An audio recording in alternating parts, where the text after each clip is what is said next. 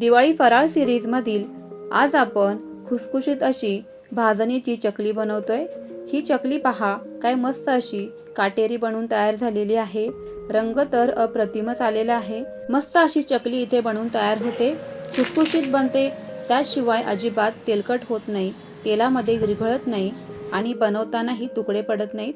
अशा या खमंग भाजणीच्या चकल्या बनवण्यासाठी तेलाचे मोहन किती आणि कसे घ्यायचे, पिठाची उकड न काढताच पीठ कसे मळायचे, हे अगदी डिटेलमध्ये समजावून सांगितलेले आहे। व्हिडिओ आवडल्यास एक लाईक नक्कीच करा।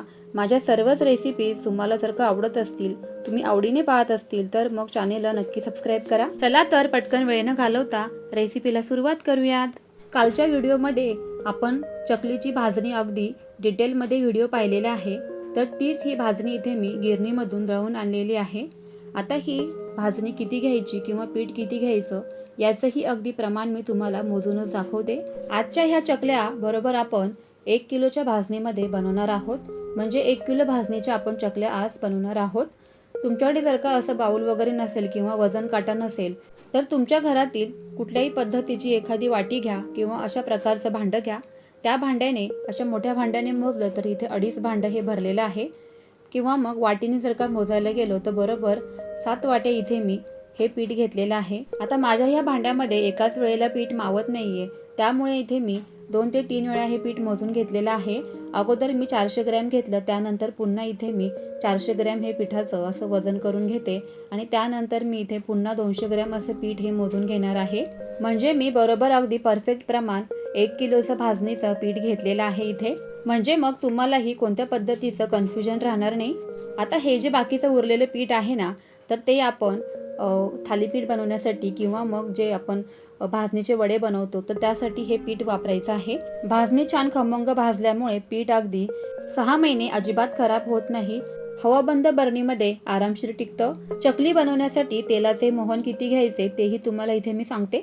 आता ज्या वाटीने तुम्ही 7 वाट्या पीठ मोजलं तर त्याच वाटीने इथे आपल्याला पाऊण वाटी तेल घ्यायचं आहे, म्हणजे 100 ग्रॅम तेल इथे मी बरोबर वजनी प्रमाणामध्ये घेतलेलं आहे। 1 किलोच्या भाजणीसाठी पाऊण वाटी तेल हे अगदी परफेक्ट प्रमाण आहे। यापेक्षा कमी किंवा यापेक्षा जास्त तेल वापरायचं नाही। आता या पिठामध्ये घालायला आपण काही मसाले वापरतोय, तर इथे मी तीळ घेतलेले आहेत, जिरे, मीठ आणि लाल तिखट घेतलेलं आहे। लाल तिखट तुम्ही तुमच्या आवडीप्रमाणे कमी जास्त करू शकता। लाल तिखटचं प्रमाण इथे मला कमी वाटत होतं म्हणून मी आणखी वाढवलेलं आहे। आता हे सर्व जे पदार्थ आहेत ना, तर आपल्याला कोरडे असेच मिक्स करून घ्यायचे चमच्याच्या मदतीने। वाटीमध्ये आपण जे तेल मोजून घेतलं होतं त्याचं इथे कडकडीत मोहन बनवायचं आहे या पद्धतीने, आणि सर्वच बाजूंनी एकसारखं हे घालून घ्यायचे, म्हणजे अगदी आपली भाजणी हलकी फुलकी आणि मोकळी अशी होते। भाजणीची चकली बनवण्याची ही सर्वात महत्त्वाची स्टेप आहे। तेल अगदीच कडकडीत गरम करून घ्यायचं, म्हणजे चकली आपली खुसखुशीत बनवून तयार होते। आता इथे आपल्याला उकळलेलं पाणी घ्यायचं नाहीये, पण अगदी वाफ निघलेलं गरम पाणी असं पीठ भिजवून घेण्यासाठी घ्यायचं आहे। आपलं जे रेग्युलर चहाचं पातेलं असतं तर इथे मी तेच एक पातेलं सुरुवातीला पाणी यामध्ये घालून घेतलं। सुरुवातीला पीठ असं ओलवून घ्यायचं, म्हणजे एकदम पाणी घालायचं नाही, आणि मग चमच्याने हे पीठ जे आहे ना ते पाण्यामध्ये मिक्स करत जायचे। उकड वगैरे काढण्याची आवश्यकता नाहीये, या पद्धतीने सुद्धा आपण चकलीचं पीठ मस्त असं मळू शकतो। आता हे चमच्याला लागलेलं जे एक्स्ट्राचं पीठ आहे ना, तर ते मी काढून घेते आणि अगदी 10 ते 15 मिनटं आपल्याला हे जे पीठ आहे ते असं झाकून ठेवून द्यायचं आहे बाजूला। 10 ते 15 मिनिटांनंतर झाकण काढून बघायचे, हलकंसं पीठ आपलं इथे फुलून वर आलेलं आहे। हातांना सहन होईल इतपत या पिठामध्ये हात घालून बघायचा आहे, नाहीतर मग चटका वगैरे बसू शकतो, कारण पीठ खूपच गरम असतं हे। त्यानंतर पुन्हा आपण सुरुवातीला ज्या पातेल्याने पाणी घेतलं त्याच पातेल्याने पुन्हा इथे मी 1 पातेलं पाणी वापरणार आहे, पण एकदम पाणी घालायचं नाही, जसं लागेल तसं थोडं थोडंसं करून आपल्याला हे पीठ छान भिजवून घ्यायचंय। थंड पाण्यामध्ये किंवा कोमट पाण्यामध्ये हे पीठ भिजवायचं नाही। तांदूळ आपण भाजणीमध्ये वापरल्यामुळे काय होतं की तांदूळ जो आहे तो भरपूर पाणी शोषून घेतो आणि त्यामुळेच हे पीठ आपलं अगदी मऊ लुसलुशीत असं बनवून तयार होतं। सुरुवातीपासून बरोबर इथे मला 2 पातेलं पाणी लागलेलं आहे, तुम्ही बघू शकताय। तरीही पाण्याचं प्रमाण कमी जास्त होऊ शकतं, पण मात्र पीठ जे आहे ते अगदी आपल्याला मऊसूत असं मळून घ्यायचंय।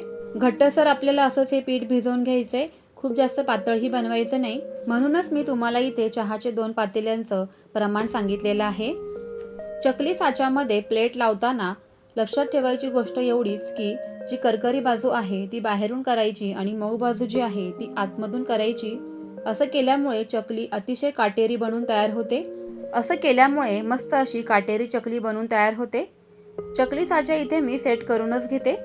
पिठामधून काही पोर्शन काढून घ्यायचं आहे आणि ज्यावेळेस आपण हे साच्यामध्ये पीठ घालणार आहोत तर त्याआधी पुन्हा एकदा हे पीठ अगदी मऊ हातांनी असं मळवून घ्यायचं.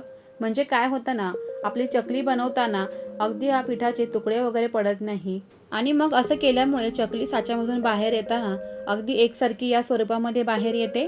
त्यामुळेच ही स्टेप करणं गरजेचं आहे. काही वेळानंतर पीठ जर का सुकलं किंवा या स्टेजला तुम्हाला जर का पीठ खूप जास्त घट्ट असं वाटत असेल तर मग यामध्ये हलकासा पाण्याचा शिंतोडा मारायचा आणि मग हे पीठ अगदी मऊ करून घ्यायचं.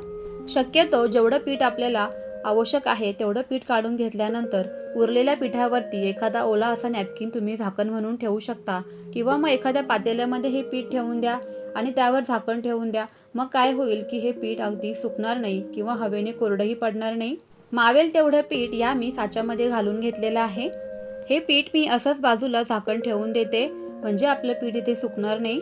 लगेचच साचा सेट करून घ्यायचा आणि एका ताटामध्ये चकल्या पाडून घ्यायच्या.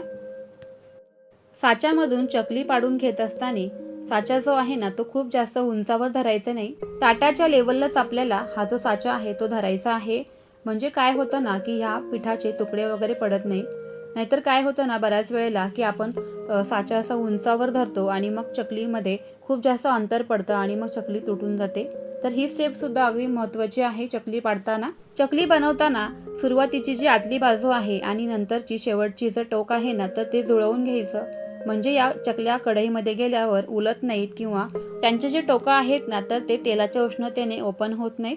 मस्त अशा चकल्या इथे बनवून तयार होत आहेत. तुम्ही तर बघू शकताय अजिबात तुकडे पडले नाही आहेत किंवा चकली आपली तुटत नाही आहे, मोडत नाही आहे. मस्त अशी एकसारखी तुम्हाला हव्या त्या आकारामध्ये तुम्ही ह्या चकल्या इथे बनवू शकतात. एकाच वेळेला ह्या चकल्या बनवून ठेवायच्या नाहीत म्हणजे त्या हवेने सुकणार नाहीत. लागेल तशा अगदी 6 ते 7 अशा बॅचमध्ये तुम्ही ह्या चकल्या बनवून घ्यायच्या आहेत. असं केल्यामुळे चकल्या हवेने सुकत नाही, तुटत नाही किंवा तुकडे पडत नाही.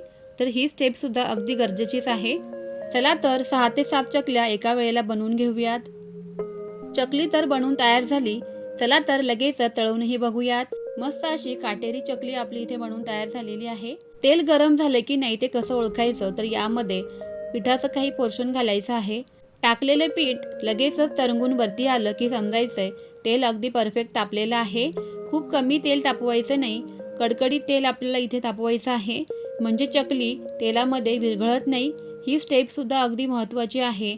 ज्याप्रमाणे आपण पिठाची उकड न घेता पीठ भिजवलं किंवा मग त्यामध्ये तेलाचं मोहन ॲड केलं तर त्याच पद्धतीने हे तळणीचं कामही किंवा तळणीची स्टेपसुद्धा अगदी महत्त्वाची आहे.